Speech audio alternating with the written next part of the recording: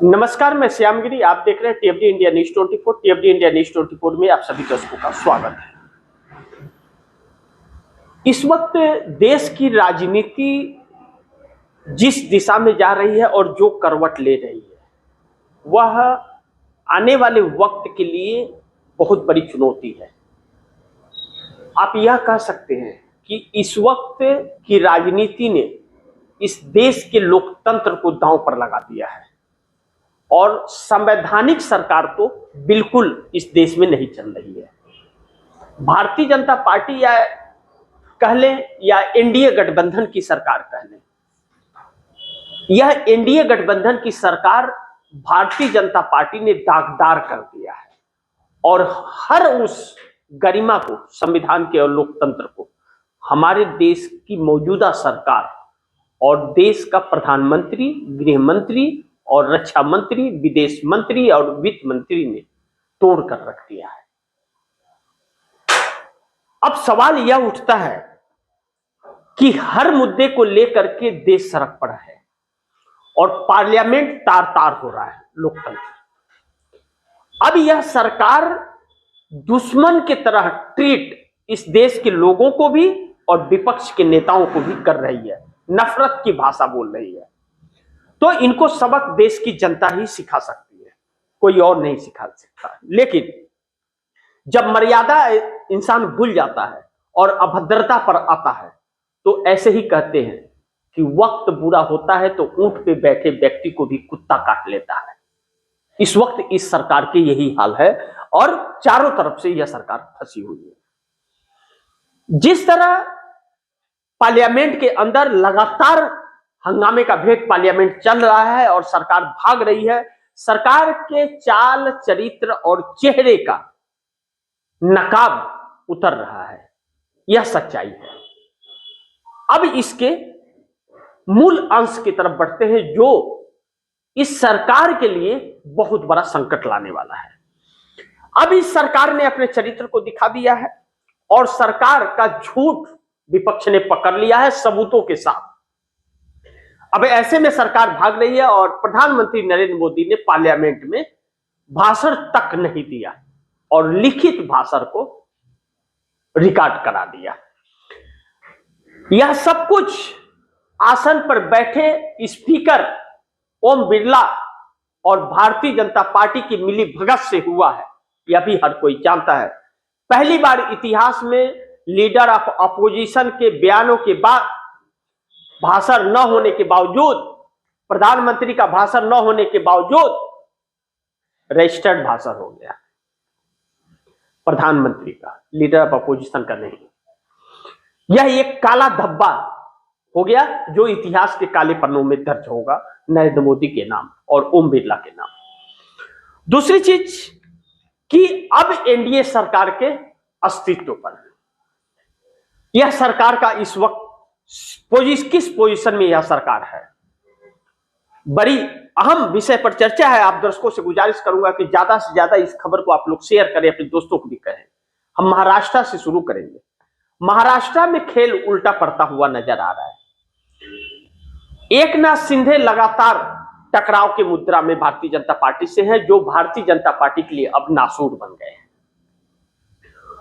BMC चुनाव के BMC के अंदर 11 तारीख को जब मेयर मिल जाएगा बीएमसी को और एकनाथ शिंदे शिवसेना का बन गया तो वह भारतीय जनता पार्टी का साथ छोड़ते हुए नजर आ रहे हैं, क्योंकि बीएमसी के अंदर मेयर इंडिया गठबंधन की मदद से एकनाथ शिंदे के शिवसेना का बनेगा। अब ऐसे में इंडिया गठबंधन का सपोर्ट लेने के बाद एकनाथ शिंदे को भारतीय जनता पार्टी का साथ छोड़ना पड़ेगा और भारतीय जनता पार्टी का टकराव इतना बड़ा है कि कोई जांच चालू हो जाए तो आश्चर्यचकित मत होइएगा। लेकिन एकनाथ शिंदे के समर्थन वापस लेते ही या भाजपा से अलग होते ही भाजपा की उल्टी गिनती शुरू हो जाएगी केंद्र सरकार की, क्योंकि 7 सांसद उनके अलग हो जाएंगे। लेकिन दूसरी तरफ जिस अजीत पवार की पत्नी सुनेत्रा पवार के दम पर देवेंद्र फडणवीस सरकार चल रही है और एकनाथ शिंदे को दरकिनार कर रही है, टकरा रही है। अजीत पवार के निधन के बाद 48 घंटों के अंदर सुनेत्रा पवार, अजीत पवार की पत्नी को डिप्टी सीएम का शपथ दिला दिया गया, जबकि शरद पवार और अजीत पवार दोनों एक होने वाले थे, लेकिन भारतीय जनता पार्टी ने चाल चली और उसमें और बड़ी दरार डाल दिया। लेकिन आज जब अजीत पवार के बेटे शरद पवार से मिलने गए और शरद पवार भी सुनेत्रा पवार से मिलने आए थे, तब फिर एक बार यह कयास हो गया कि दोनों परिवार एक हो जाएंगे। दोनों परिवार एक होते हैं तो भारतीय जनता पार्टी का दामन सुनेत्रा पवार को छोड़ना पड़ेगा। ऐसे में भारतीय जनता पार्टी की सरकार महाराष्ट्र में संकट में आ जाएगी, क्योंकि 41 अजीत पवार की एनसीपी और 57 एकनाथ शिंदे के विधायक हैं।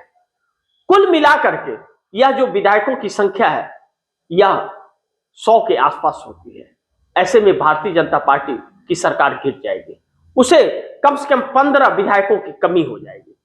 ऐसे में भारतीय जनता पार्टी देवेंद्र फडणवीस की सरकार गिरते ही 8 सांसद नरेंद्र मोदी के कम हो जाएंगे, और 8 सांसद कम होने का मतलब है कि नरेंद्र मोदी की सरकार केंद्र के अंदर 285 पर आकर के अटक जाएगी। बड़ी महत्वपूर्ण बिंदु है कि महाराष्ट्र के बीएमसी चुनाव ने क्या क्या रंग दिखा दिए जो नरेंद्र मोदी के लिए मुश्किलें पैदा कर रहा है। लेकिन दिल्ली के अंदर जो स्थितियां चल रही हैं वह और भी अभूतपूर्व है, क्योंकि विपक्ष अविश्वास प्रस्ताव लाने की तैयारी में नायडू नीतीश किसके साथ, यह भी देखना चाहता है देश। क्योंकि अविश्वास प्रस्ताव जिस तरह से चर्चा हो रही है, और ममता बनर्जी ने जिस तरह कहा था कि हम महाभियोग लाएंगे 200 सांसदों की मदद से चुनाव आयोग ज्ञानेश कुमार के खिलाफ, लेकिन पार्लियामेंट का हालात देख करके लगता नहीं है कि महाभियोग एक्सेप्ट करेंगे स्पीकर ओम बिरला, क्योंकि स्पीकर हो या उपराष्ट्रपति हो या राष्ट्रपति हो, किसी पर भरोसा नहीं कर सकते। वह भाजपा का छोड़ करके किसी का उन्हें सुनाई नहीं देता और दिखाई नहीं देता है। हर चीज बोलवाते हैं उससे, बाद में कहते हैं रिकॉर्ड नहीं होगा, लेकिन वही विपक्ष को मुंह खोलने तक नहीं देते और खुद प्रवक्ता बन जाते हैं ऐसे संवैधानिक पे बैठे हुए लोग। ऐसे में विपक्ष अगर अविश्वास प्रस्ताव लाता है तो सरकार पूरी तरह से घिर जाएगी, और अविश्वास प्रस्ताव ओम बिरला को ना चाहते हुए भी उन्हें मंजूर करना पड़ेगा। और अविश्वास प्रस्ताव आने का मतलब है कि नरेंद्र मोदी को बहुमत साबित करना पड़ेगा, वोटिंग कराना पड़ेगा पार्लियामेंट के अंदर। ध्वनि मत से बहुमत साबित नहीं कर सकते। ऐसे में बहुत नजदीकी मामला होता जा रहा है और विपक्ष पूरी रणनीति के तहत यह काम करता हुआ नजर आ रहा है। अब महत्वपूर्ण यह है कि अखिलेश यादव पिछले दिनों जो घूम घूम करके चंद्रबाबू नायडू और बीआरएस के चंद्रशेखर राव और नवीन पटनायक या नीतीश कुमार से जो बातचीत हो रही थी, क्या अब इस मुकाम पे पहुंच गई है? इसी दिन का इंतजार था कि मोदी सरकार से कैसे समर्थन वापस लेकर के यह लोग एक सरकार का विकल्प दे, क्योंकि मोदी सरकार को अब यह एहसास हो गया है कि उसके जो चरित्र सामने आए हैं, अब उसके सहयोगी दल उसका साथ छोड़ सकते हैं। नीतीश कुमार ना भी छोड़े और शिंदे और नायडू ने साथ छोड़ दिया तो सरकार गिर जाएगी। यह सरकार तलवार की नोक पर आ गई है। लेकिन कहते हैं कि नीतीश कुमार एक बहुत सधे हुए और मजे हुए खिलाड़ी है, लेकिन पिछले दिनों उनकी वह सक्रियता दिखाई तो नहीं दी। 2 साल हो गए और वह साथी हैं मोदी के, लेकिन इस मौके पर नीतीश कुमार भी मोदी का साथ नहीं देंगे, क्योंकि जिस तरह की हरकतें मोदी सरकार से हुई है उसका असर बिहार को भी पड़ेगा। और नीतीश कुमार अपने राजनीतिक कैरियर के आखिरी कार्यकाल जो इसके बाद राजनीति से संन्यास ले लेंगे, वह कोई समझौता नहीं करेंगे। इसीलिए तो बजट मोदी के भरोसे नहीं, अपने भरोसे उन्होंने बिहार में पेश किया और बिहार को सौगातें दी। अब ऐसे में विपक्ष को भी टूटने से रोकने वाले नीतीश कुमार क्या मोदी का साथ छोड़ेंगे? इस पर एक सवाल है। लेकिन जिस तरह से विपक्ष अविश्वास प्रस्ताव लाने की बात कर रहा है, क्योंकि अब हालात इतने बिगड़ गए हैं देश के, और देश को एक गुलामी की राह पर जो नरेंद्र मोदी ला करके खड़े कर दिए हैं और दुश्मन को सामने खड़ा कर दिया है, और नरेंद्र मोदी फैसला लेने के लायक नहीं बचे। अब पूरी सरकार घिर गई है। गृह मंत्री, प्रधानमंत्री, राष्ट्रपति, चाहे रक्षा मंत्री, चाहे विदेश मंत्री, सबके ऊपर सवाल खड़ा हो गया है। अब ऐसे में जनरल नरवणे की किताब साक्ष्य बन रही है, जो बैकफुट पर ला दिया है मोदी को, और मोदी मुंह छिपा करके भाग खड़े हुए हैं पार्लियामेंट से। ऐसे में ममता बनर्जी के रणनीति और राहुल गांधी, अखिलेश यादव, इन 3 नेताओं की रणनीति के तहत जिस तरह से अविश्वास प्रस्ताव की तैयारी की जा रही है, अविश्वास प्रस्ताव आने के बाद बहस भी होगी, अमेरिका के डील पर भी होगा, यूजीसी का मामला भी उठेगा, चाइना के बॉर्डर का भी मामला उठेगा कि जनरल नरवणे ने यह किताब कैसे लिखी और कैसे आपने फैसला नहीं किया, आपने एक्शन नहीं लिया चीन के खिलाफ और हमारे सैनिक शहीद हो गए। और उठेगा ट्रेड डील पर भी मामला। अब रसिया और चाइना भी नरेंद्र मोदी पर दबाव डाल रहे हैं कि आपने अमेरिका से डील कैसे कर लिया, डील तो हमसे आप कर रहे हैं। ऐसे में एक दोस्त बना करके दो दुश्मन तैयार कर दिए। एक तो पहले ही से दुश्मन था, जो एक बहुत पुराना साथी रसिया था उसको भी दुश्मन बना दिया मोदी ने, और जो कभी दोस्त था ही नहीं अमेरिका उसको उसके सामने सरेंडर कर गए। अब जब अविश्वास प्रस्ताव आता है पार्लियामेंट के अंदर, तो अविश्वास प्रस्ताव बड़ी महत्वपूर्ण है, क्योंकि इंडिया गठबंधन पूरी तरह से एकजुट है और चुनाव आयोग की जो हरकतें हैं, जिस तरह से चुनाव आयोग गड़बड़ झाला कर रहा है और लोगों को इस देश के मतदाता सूची से काट रहा है, नाम को अलग अलग तरीके से, और वह भारतीय जनता पार्टी के लिए फील्डिंग कर रहा है। सरकार बदलते ही चुनाव आयोग की काली कलई खुल जाएगी और चुनाव आयोग के हरकतों ने पूरे विपक्ष को एकजुट कर दिया। ममता बनर्जी जो काफी समय से इंडिया गठबंधन से अलग अलग होकर के रहती थी, इंडिया गठबंधन को एकजुट नहीं होने देती थी, वही ममता बनर्जी चुनाव आयोग के खिलाफ पूरे विपक्ष को एक करती है और आज हर मुद्दों पर विपक्ष के साथ खड़ी हो गई है। अब ऐसे में जब आएगा अविश्वास प्रस्ताव पार्लियामेंट के अंदर, तो चंद्रबाबू नायडू और एकनाथ शिंदे जो मौके की तलाश में है, और इन सभी कार्यों के अंदर नरेंद्र मोदी को बचाने के लिए चंद्रबाबू नायडू एक बार भी नहीं आए, एक बार भी चंद्रबाबू नायडू नहीं आए बचाने में, ना ही नीतीश कुमार आए हैं, ना ही एकनाथ शिंदे आए हैं। यानी कि इस वक्त भारतीय जनता पार्टी अलग थलग पड़ी हुई है और अविश्वास प्रस्ताव आया तो चंद्रबाबू नायडू मजबूर हो जाएंगे, मोदी को समर्थन नहीं देंगे, समर्थन वापस ले लेंगे, क्योंकि वह वोट मोदी के पक्ष में करेंगे ही नहीं। मोदी का विश्वास मत गिर जाएगा और मोदी को इस्तीफा देना पड़ेगा। अब मोदी के इस्तीफे का कारण एनडीए ही बन जाएगा, क्योंकि 10 सालों से नरेंद्र मोदी ने तो चंद्रबाबू नायडू को धोखा ही दिया है, आंध्र प्रदेश को धोखा ही दिया है, और इधर भी जो वादे किए थे वो निभाए नहीं है, और सरकार के खजाने भी खाली हैं, सरकार के पास पैसे भी नहीं है। मोदी अपने गुजरात से पैसे लिया करके तो देंगे नहीं, सरकार के पास पैसे हैं नहीं, और अमेरिका इनको छोड़ नहीं रहा है।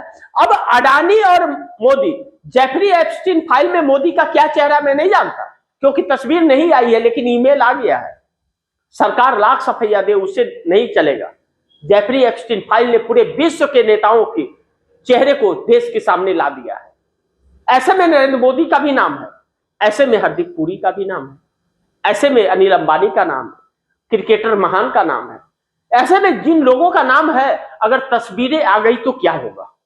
अभी तो नाम है, तस्वीरें आई तो, इसीलिए कहा जा रहा है, कांग्रेस की तरफ से यह आरोप लगा है कि इसीलिए अमेरिका में मानहानि की गई है, इसीलिए समझौता किया गया है, क्योंकि मानहानि तो छोड़िए, 420 का क्रिमिनल केस उनके ऊपर चल रहा है, गौतम अडानी के पास 420 से लेकर क्रिमिनल केसेस तक, और अब तो सम्मान भी तलब हो गया है। अडानी गए तो मोदी चले गए। कहा जा रहा है कि जेफरी एप्स्टीन फाइल और गौतम अडानी पर कसा हुआ शिकंजा नरेंद्र मोदी को सरेंडर कर दिया। तो क्या यह मान ले कि जेफरी एप्स्टीन फाइल में नरेंद्र मोदी हैं? यह तो वही बता सकते हैं।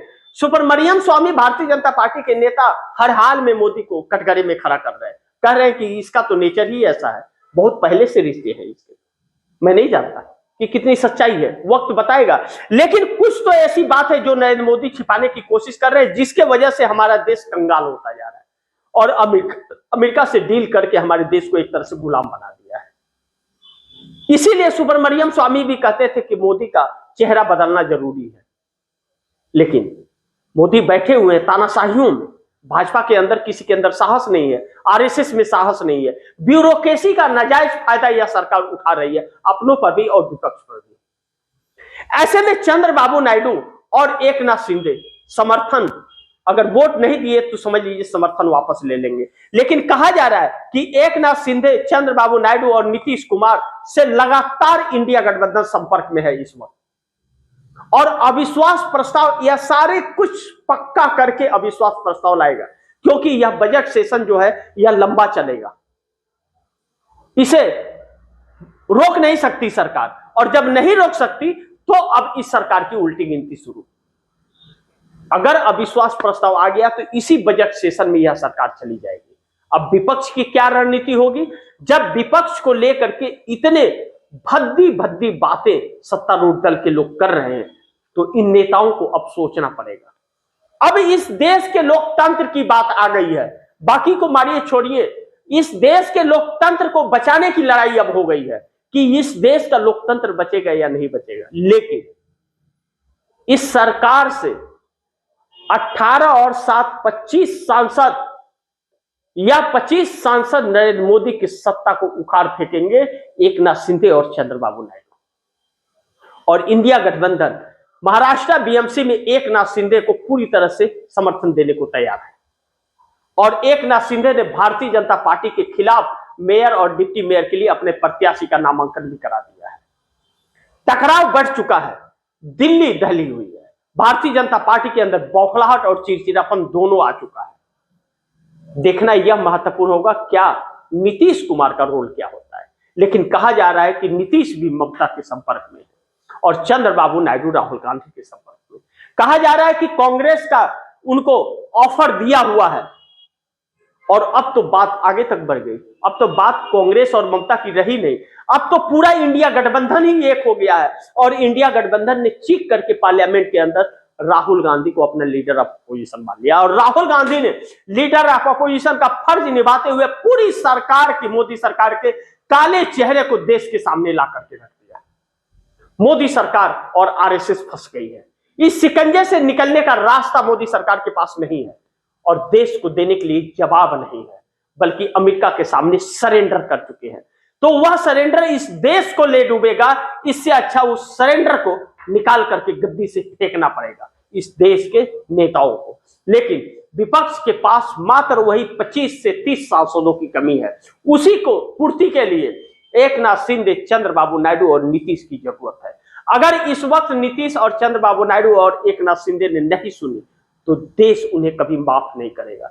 इंतजार कीजिए, बहुत कुछ तस्वीर बदल रही है, और मोदी सरकार की नींव हिली हुई है। डरे हुए हैं मोदी। मोदी डर के सबसे कमजोर प्रधानमंत्रियों में एक हो गए हैं, और नरेंद्र मोदी मुंह छिपाने वाले प्रधानमंत्री साबित हुए हैं। इस बात से इनका नहीं। संसद से कब तक भागेंगे मोदी? भाग फिर रहे हैं, भाजपाई मंत्री भाग रहे हैं, अनाप शनाप बयानबाजियां कर रहे हैं, अपने चरित्र का परिचय दे रहे हैं।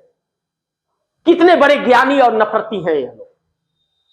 लेकिन देश सारा तमाशा देख रहा है, जवाब भी देश ही देगा। लेकिन एनडीए गठबंधन टूट गया, समझ लीजिए। अगर विपक्ष ने अविश्वास प्रस्ताव ला दिया, 200 सांसदों की बैठक ममता बनर्जी करने जा रही है, 200 सांसदों के हस्ताक्षर से अविश्वास प्रस्ताव आएगा। जब आएगा तो इंडिया गठबंधन का, और जिस पर चर्चा चल रही है, इंतजार कीजिए, बहुत कुछ तस्वीरें सामने आ जाएगी। तो इसी के साथ दीजिए इजाजत, फिर होगी मुलाकात। लेकिन आप दर्शकों की क्या राय है, क्या सुझाव है, कमेंट बॉक्स में जरूर दीजिएगा। इस खबर को ज्यादा से ज्यादा शेयर कीजिएगा, अपने दोस्तों को भी कहिएगा आगे शेयर करें। आपने अगर टीएफडी इंडिया न्यूज़ 24 को सब्सक्राइब नहीं किया, सब्सक्राइब कर लीजिए, अपने दोस्तों को भी कहिएगा सब्सक्राइब। मिलते हैं अगली खबर के साथ, तब तक के लिए नमस्कार।